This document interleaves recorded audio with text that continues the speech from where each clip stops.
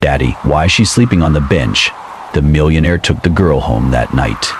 The wind carried the faint scent of roasted chestnuts from a vendor down the street, mingling with the crisp bite of autumn air.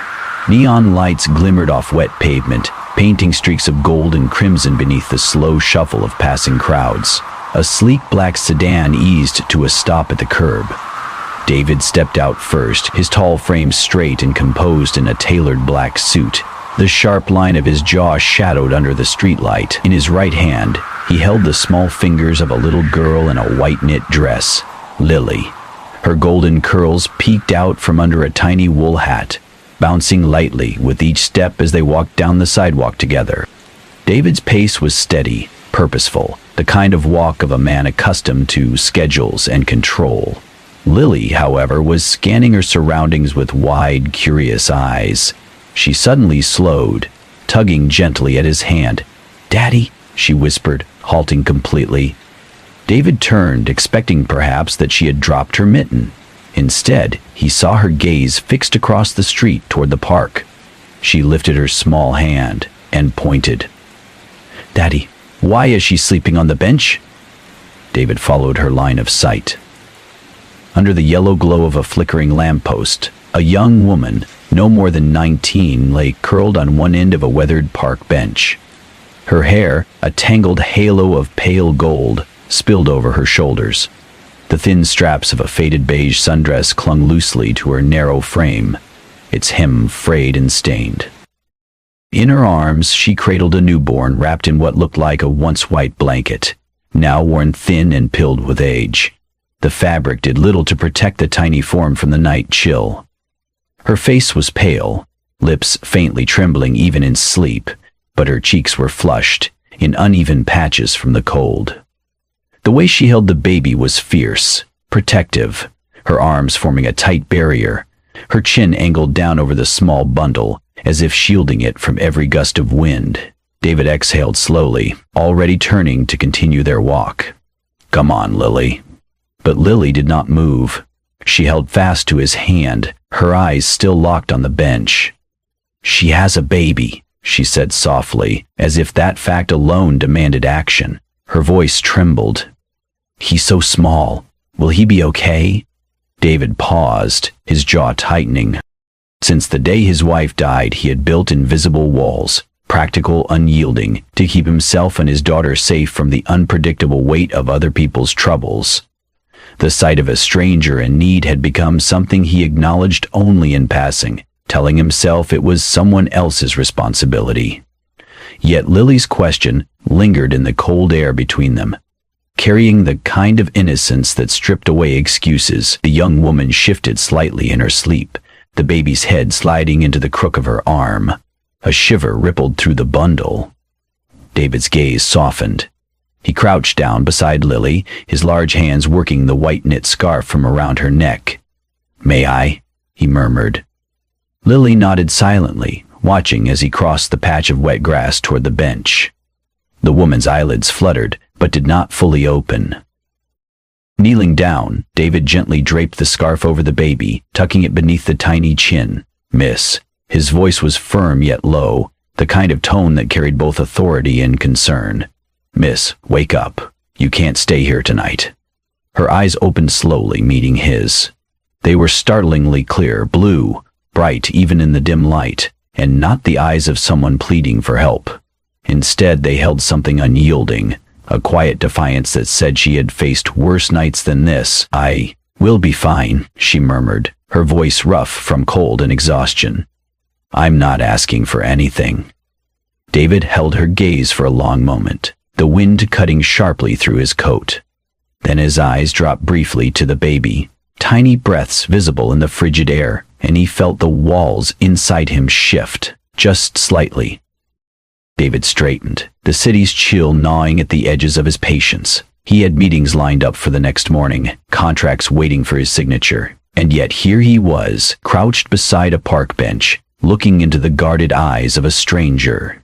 He had built an empire brick by brick, skyscrapers bearing his company's name, penthouses sold for sums that made the news. But the wealth and success had never filled the space left behind when his wife passed away 3 years ago. Since then, his life had been reduced to two pillars: Lily and work. Everything else, friends, small talk, even acts of kindness, had been quietly pushed aside. He studied the girl in front of him. She could not have been more than 19. Stray curls of pale hair clung to her cheeks, damp from the mist in the air. The dress she wore looked more suited for summer than a late autumn night, and its thin fabric did nothing to shield her from the wind slicing through the park. Yet there was a steadiness in her posture, even curled on the bench, that spoke of someone unwilling to collapse completely. "What's your name?" David asked. Her lips tightened. "Anna. And your baby?" Her chin dipped toward the bundle in her arms. "Ethan." She shifted him slightly, as if to emphasize that his safety was not up for discussion. David glanced down at the tiny face peeking from under the worn blanket. "You can't keep him out here in this weather. My place is just a few blocks away." Anna's eyes narrowed. "I don't need your pity." The words were clipped, each one firm. He recognized the tone. It was the voice of someone used to turning down help, because help always came with strings. Her defiance stirred something in him. Most people who realized who he was softened instantly, their politeness edged with expectation. Anna didn't care that his coat probably cost more than most people's rent. She didn't care about the car idling across the street. David stood there for a moment, weighing his option, and a gust of wind swept across the park, rustling the leaves overhead. The baby stirred, let out a small, coughing cry, a sound far too fragile for the open air. Before Anna could adjust the blanket, David bent down and slipped his arms beneath the tiny body. Ethan was so light it startled him. He cradled the baby carefully, instinctively supporting the head, feeling the weak flutter of breath against his palm. Anna reacted instantly, rising to her feet. "Give him back!" Her hands reached out, trembling, not from fear, but from the kind of fierce protectiveness that came from loving someone more than herself. David didn't move. Instead, he glanced up at her. "He's freezing," he said simply. Anna hesitated. Her eyes flicked from David's face to the baby, and in that brief pause, she seemed to notice something in the way he held Ethan, secure, gentle, not rushed. Not like a man performing charity, but like a father who knew how to keep a child safe. Her shoulders lowered a fraction. David took a slow step closer. "Let me help you, just for tonight. No one should be sleeping on a bench with a newborn." Anna's jaw tightened again, but she didn't try to take Ethan back. The silence between them was filled with the rustle of dry leaves skittering along the sidewalk. Finally, she let out a breath that clouded in the cold air. "One night," she said, the words tasting like a concession she didn't want to make. David gave a single nod, a quiet promise in his expression. In that moment, he understood something. Anna was not simply a young mother down on her luck. She was a fortress, battered but still standing, willing to fight the world for the small life she held in her arms, and she would rather freeze than accept help that came at the cost of her dignity. He respected that, more than he wanted to admit. The elevator doors opened with a soft chime, revealing the top floor of the high-rise. Warm golden light spilled from the hallway into the sleek, open living space beyond. Floor-to-ceiling windows framed the city skyline, glittering against the night sky like scattered jewels. Lily skipped ahead, still holding on to David's hand with one small fist, while using the other to point out familiar things. "That's the living room, and over there's the kitchen. Mrs. Hill makes the best pancakes in the world." Anna lingered at the threshold, her arms tightening around Ethan. Her gaze darted over the pristine marble floors, the polished glass surfaces, the enormous sectional couch that looked like it belonged in a magazine. She took a half step back. "This is too much," she murmured. "We don't belong here." David's voice was calm but firm. "It's just a place to keep you both warm tonight, that's all." Even after she stepped inside, she hovered near the door, shifting her weight uneasily as if afraid her worn shoes might leave marks on the flawless flooring. Lily disappeared toward the kitchen, her laughter trailing behind her. Over the next hour, Anna busied herself with small tasks, almost as though she needed to justify every second under this roof. She folded the throw blankets on the couch, rinsed the tea mugs in the sink, and, without asking, gathered Lily's tiny socks from the floor and put them in the laundry. When David found her in the kitchen, she was stacking clean plates into a cupboard.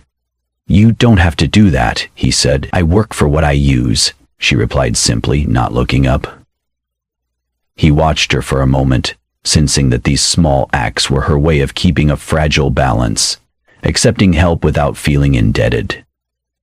The next morning, Mrs. Hill, the housekeeper who had worked for David for over a decade, cornered him near the dining table. She kept her voice low, but her eyes were sharp. "Sir, I know it's not my place, but be careful. You don't know this girl. She could be a scammer." David frowned. "She's just a young mother with nowhere to go." Mrs. Hill folded her arms.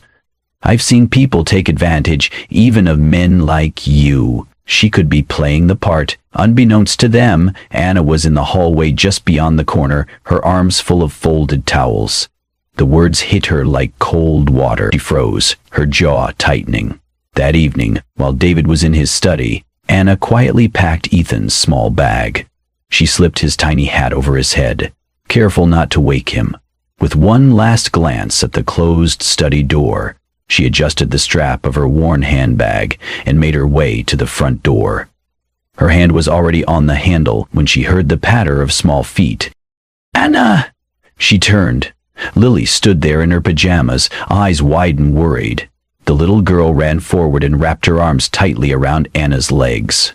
"Please don't go," Lily whispered, her voice trembling. "Mommy would have wanted you to stay." Anna's breath caught. She crouched down, holding Ethan in one arm and smoothing Lily's hair with the other. "Your mommy?" Lily nodded, her eyes glistening. She always said, "Kindness is never wasted. If she were here, she'd tell you to stay." From the hallway, David had appeared, silent, watching. The sight of Lily clutching Anna, the sincerity in her small voice, brought a memory rushing back. His wife, smiling softly across the kitchen table one winter morning, saying those exact words. Anna straightened, looking at him with a guarded expression. "I heard what your housekeeper said. I don't want to cause trouble." David stepped closer, his voice low but certain. "If you were here to take advantage, you wouldn't be leaving." The tension in the room eased, if only slightly. David met her eyes and gave a short, decisive nod. "Stay." And in that moment he knew Anna wasn't here for handouts. She was ready to walk away into the cold night to keep her dignity intact. That, more than anything, convinced him she deserved to be here.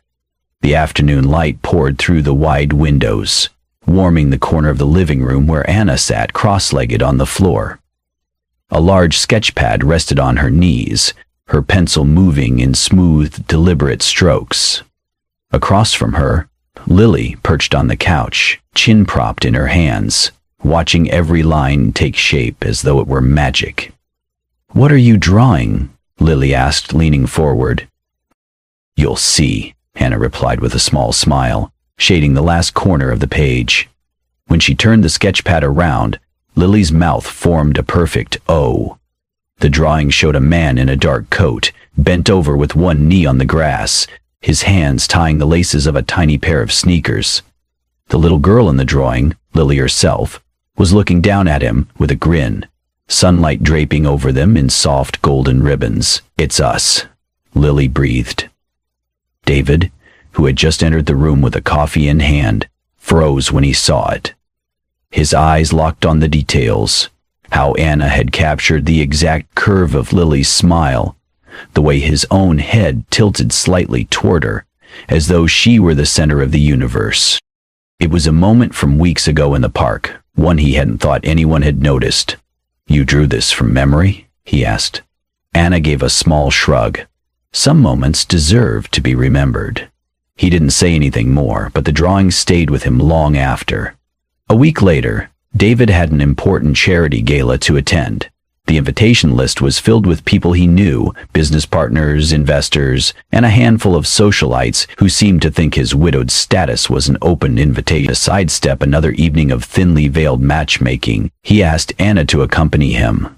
The ballroom was all glass chandeliers and polished marble, the air thick with perfume and the soft clink of champagne flutes. Anna wore a simple navy dress that brushed her knees, borrowed from Mrs. Hill's niece. She looked timeless. For the first half hour, things went smoothly.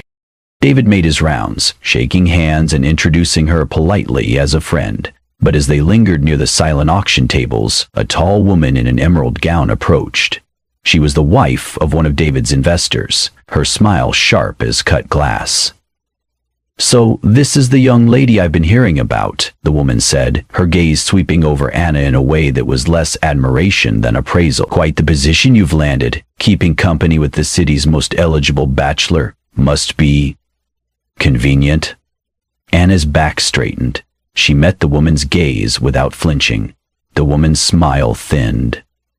"I suppose some people have a talent for finding comfort without having to work for it." David started to step forward, but Anna lifted her chin just slightly and turned away without a word. She walked toward the exit, her heels clicking softly against the marble, not hurried, but steady. By the time David caught up, she was already outside, the rain falling in fine, cold sheets that misted her hair and dampened the fabric of her dress. "Anna?" he called, shrugging off his jacket as he reached her. She stopped on the curb, not looking at him. The glow from the street lamps haloed her figure, the rain drawing silver lines down her cheeks that might have been tears or simply the weather. "You didn't have to leave," he said, stepping in front of her. "I'm not going to stand there and be someone's entertainment," she replied, her voice even, almost quiet. Without hesitation, he draped his jacket over her shoulders, the heavy wool swallowing her frame. "You don't need to prove your worth to anyone," he said, his voice low but certain. "You already did. To me."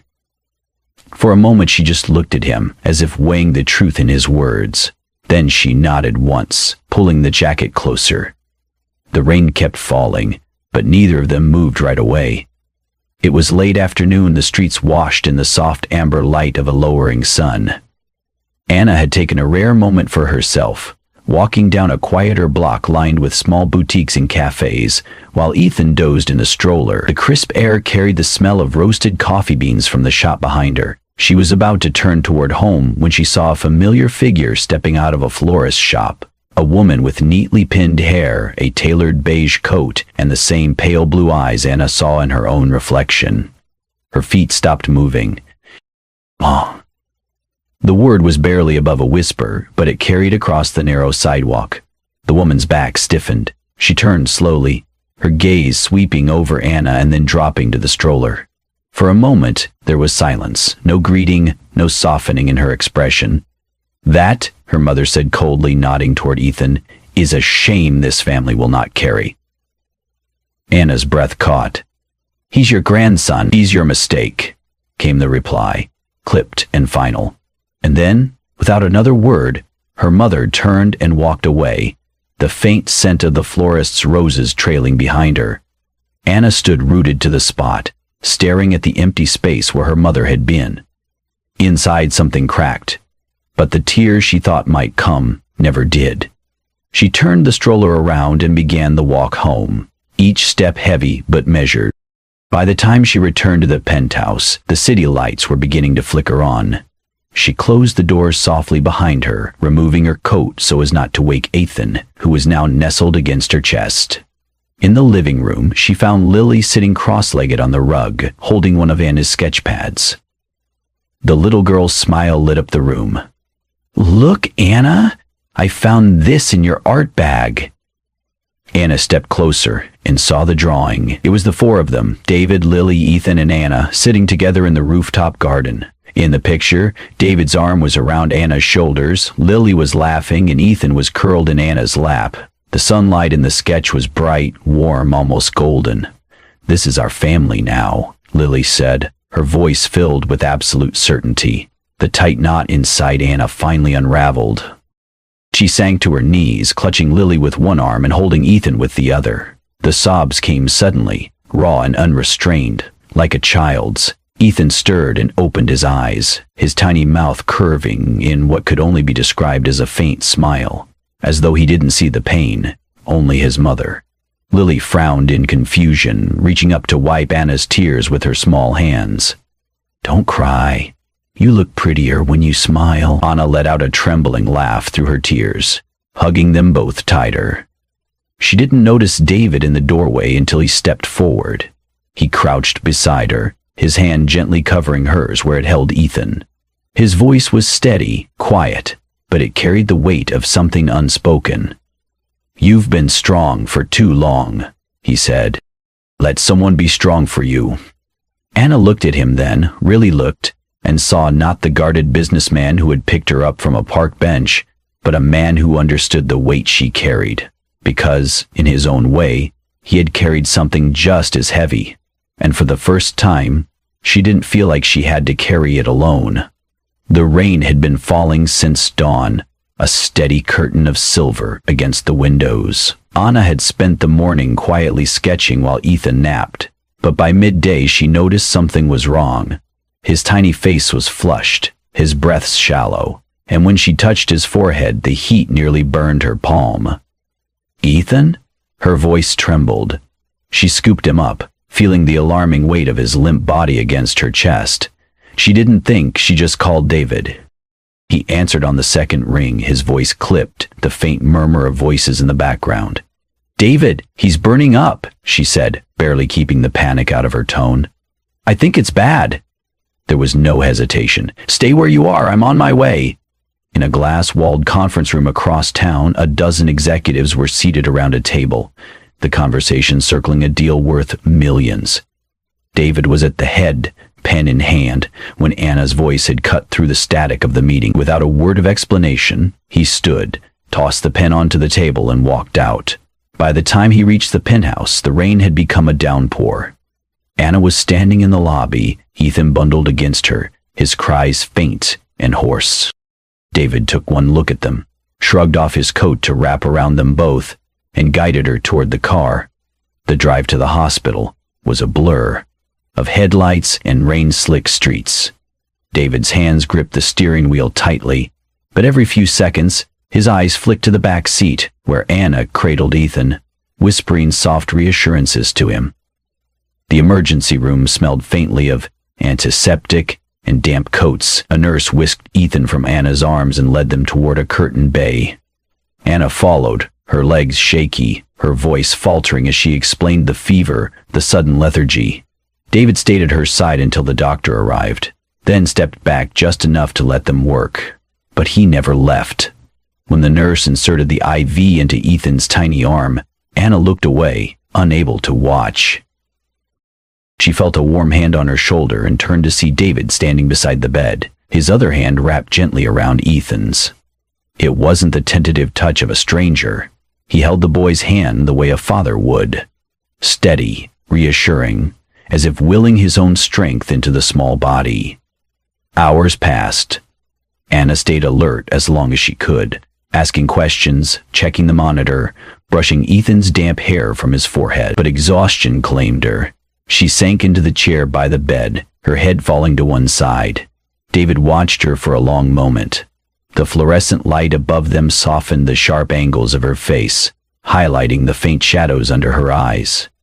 He reached for the spare hospital blanket and carefully draped it over her shoulders. Then, almost without thinking, he leaned down, brushing a stray curl from her cheek.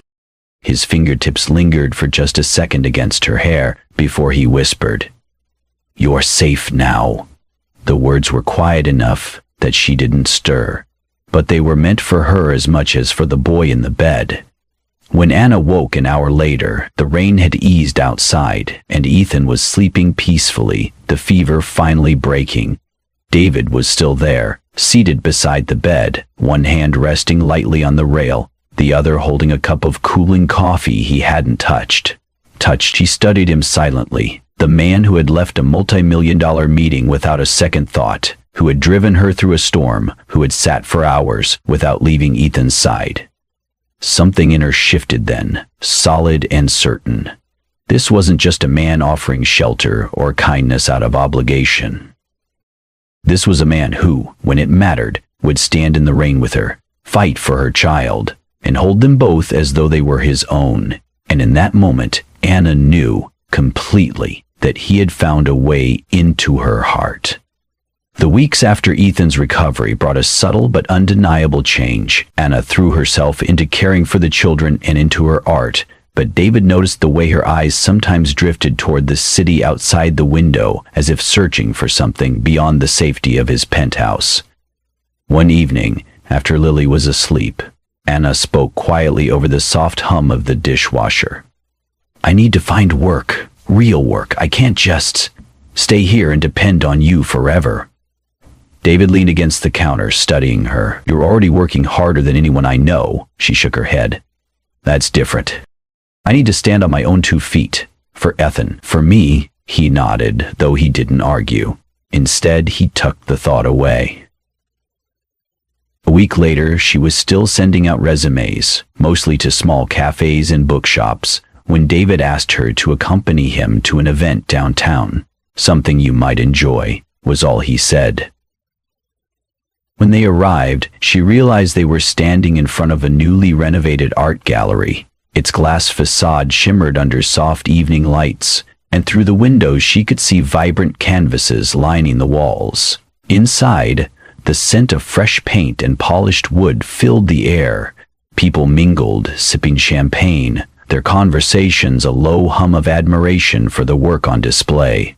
Anna's breath caught when she saw the signature on the first painting, her own name. She turned to David, wide-eyed. "These are my paintings." "They're yours," he confirmed, his voice even but his eyes warm. "I bought the gallery. You're the featured artist for the opening." Her hand flew to her mouth. "David? Why?" "Because the world deserves to see what you can do, and because you deserve to know your worth." Later that evening, the gallery's manager tapped a microphone, signaling the speeches. David stepped forward, his presence commanding without effort. "Thank you all for being here tonight," he began. "This space is dedicated to celebrating art that tells the truth, not just in beauty, but in the courage behind it.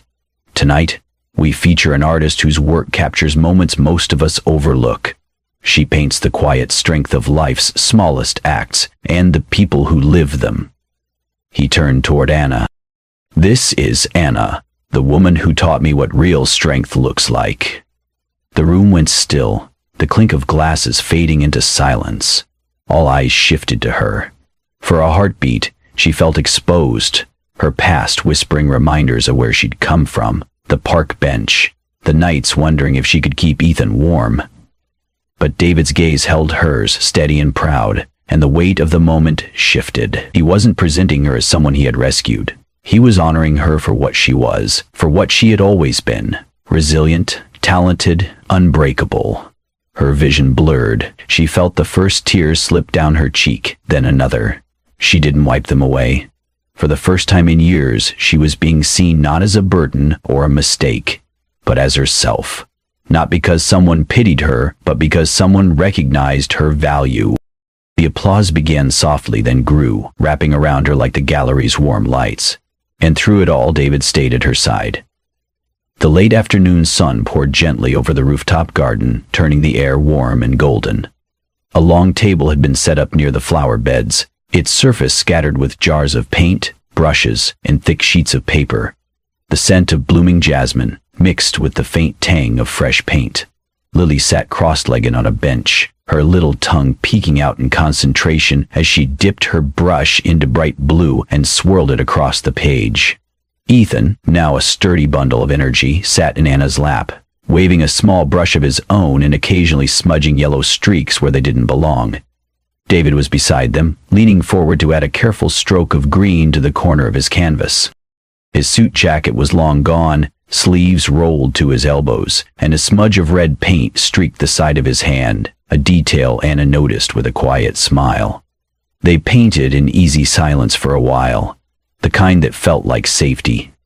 The city skyline framed them in the distance, but here, above the streets, it was just the four of them. Lily broke the quiet, her voice thoughtful. "Daddy?" David looked up from his canvas. "Yes, sweetheart?" She tilted her head, studying the three of them, David, Anna, and Ethan. "Are we a family now?" The question hung in the air for a moment. Anna's brush stilled, her heart catching in her chest. She glanced at David, unsure what he would say. He set his brush down, moved behind their bench, and wrapped his arms around all three of them, Anna, Lily, and Ethan, in one encompassing embrace. His voice was steady, filled with a warmth that left no room for doubt. "Forever." Anna felt the words settle deep inside her, a promise stitched into the quiet rhythm of the afternoon. She turned her head slightly, meeting David's eyes over Lily's shoulder. His gaze was steady, certain, and without hesitation she slid her hand into his.